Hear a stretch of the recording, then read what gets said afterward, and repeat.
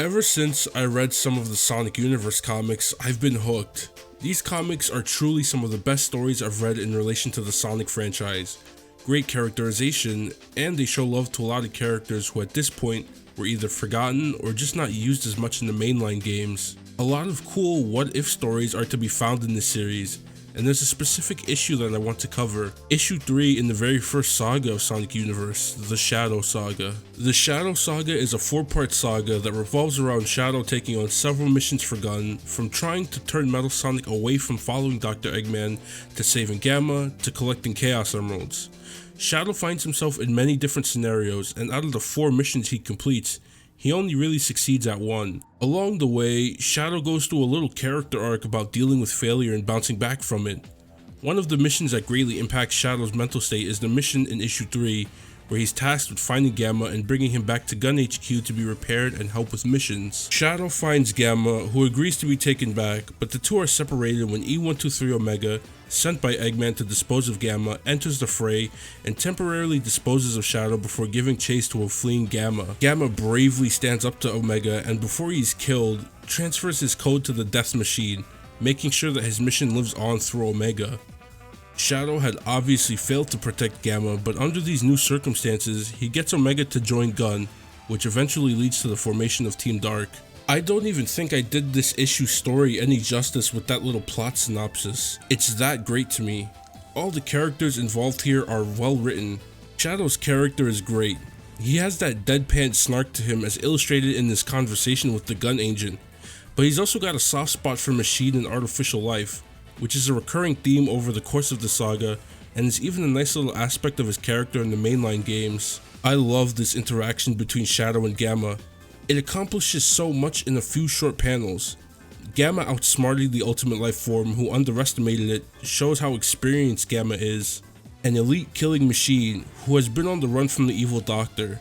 A machine who's had to kill his siblings to set them free after they've been discarded from Eggman for failing to bring him what he wanted. Gamma has been defying Eggman from the shadows for however long, and in that time, the robot has developed an impressive skill set. Gamma's character in this issue has this wise, skilled assassin thing going on, and uses its frail appearance to consistently get the upper hand on perceived threats. Outsmarting Shadow leads to an excellent moment where Gamma uses the exact same strategy against Omega, who had been chasing him throughout the forest. Omega's chase was another fantastic scene. We know that Omega is a weapon of mass destruction. In the games, he's hell-bent on destroying everything that Eggman has a hand in. The character has essentially become a meme because of how exaggerated its love for destruction has become. The thing is, it's not played for laughs here at all. I'm not aware of how Omega was betrayed in the Archie comics that aren't in the Sonic universe, so I don't know if this comedic exaggeration was a thing before this. But it doesn't matter. Omega is a real threat here when you consider that this serves as an origin story. That, mixed in with the previous exposition by Chief Abraham detailing Gamma's fragile state, gets across this escalating fear, the dread of seeing Gamma being chased by this new and improved killing machine. As Omega gives chase, the two share an intense back and forth, highlighting each other's strengths and weaknesses. As I said before, Gamma outsmarts Omega, briefly getting the robot to respect his skills. This is the part of the comic that hit me the hardest. For a brief second, I was happy. Maybe we were gonna get a brief but awesome fight between Gamma and Omega, ending with Shadow coming in to save the day and bringing Gamma back to Gun, allowing the robot with a soul to live to fight another day. But then I remember that Gamma fucking dies at the end of his story in Sonic Adventure 1. He gave himself a new mission, freeing the animals trapped inside the E100 series robots, who were all aimlessly wandering throughout the world. At the end, he self-destructs, realizing he had not yet completed his mission in entirety, freeing the bird inside him to reunite with its family. So for as much as I wanted a happy ending for Gamma here, I knew it wasn't meant to be. The stare down between Gamma and Omega here is intense. In the moment, I wasn't sure as to why Gamma so readily gave himself up, and I still don't quite understand why.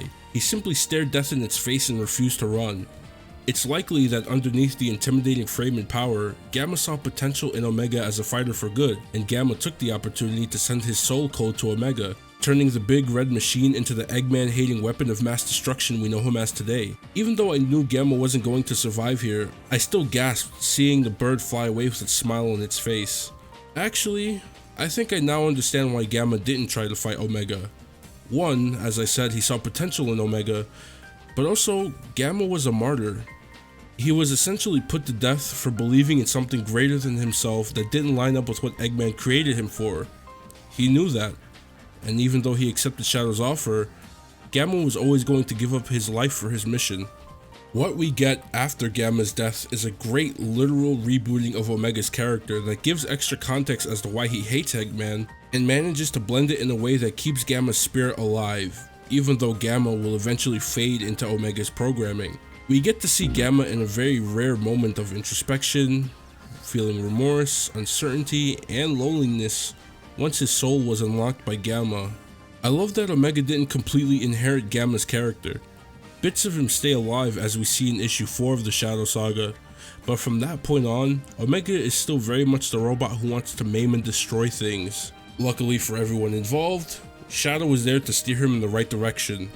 Their dynamic here is so good for so many reasons. For Shadow, he turns an Eggman created machine away from the evil Doctor and gets it to join him after failing to do so with Metal Sonic in issue 1. It's also the inverse of what happens in issue 4. Here, Shadow gets Omega to redefine himself and find a new purpose in continuing Gamma's mission in his own way. In issue 4, Omega is the one to offer Shadow some advice on how to handle failure and overcome it. I mentioned this in my Archie Shadow video that I don't mind that Team Dark aren't exactly friends. It allows for a dynamic that's special to them that I can't quite put into words, but the Shadow-centered Sonic Universe comics are a great example of this dynamic. This issue of the Sonic Universe comics so far has been my absolute favorite of the bunch that I've read. I love how faithful to his game counterpart Gamma is throughout this entire comic. It's the one thing I love more than anything about these Sonic Universe issues. The characters are either incredibly faithful to the mainline games, or follow a natural progression that leads to all these cool what-if stories. I don't know if Ian Flynn was the only writer on the staff, but he and whoever else crafted these stories for the Sonic Universe comics have done an excellent job here. I'm slowly making my way through all of them, and rereading issue 3 of the Shadow Saga still hits me in a way that the others just don't. That's not indicative of any waning quality, it's more like getting a consistent stream of good quality TV, but there's that one episode that somehow manages to be better than the rest. Y'all know what I mean. Feel free to share your thoughts about the Sonic Universe comics below. What's your favorite saga? I don't mind spoilers at all. Shout out to y'all for watching. If you're new around here, check out the channel for more Sonic goodness. I'm out. Peace.